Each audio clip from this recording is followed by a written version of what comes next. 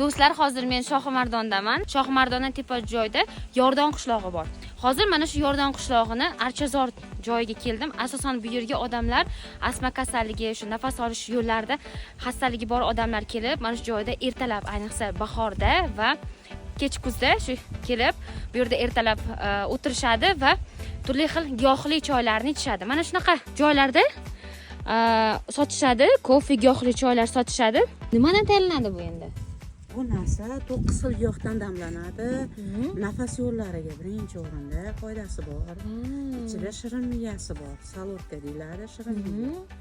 Keyin buni ichida zafaroni bor, zirki bor, namatagi bor, besmертный o'lmas o't bor. Keyin ichida qalampir munchog'i bor, do'lanasi bor yurak uchun. Odamning organizmini ham tozalaydi, ham foydasi yaxshi bu narsa. Bunga shakar ham solganmiz? Yo'q, shirin miyani ta'mi shundan shirin chiqadi. Shakar solinmagan. Yo'q. Zavarkasi bormi? 60 ming bo'ladi, hammasi bo'lib to'lig'i.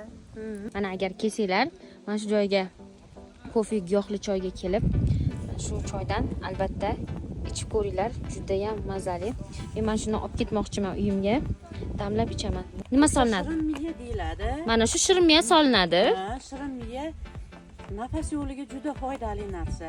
Keyin namatak solinadi, zirk solinadi. Qonni suyultiradi. Bu choyni shirin qiladigan mana bu-da, to'g'rimi? O'sha narsa choyni shirin qiladigan narsa asli. Shimsiz o'sha choyda ta'mi shundan chiqadi. Ko'rinishidan yog'ochga o'xshaydi, lekin yog'och demanglar. Ha, rostdan ta'mi keyin kelar ekan, shirin ta'mi.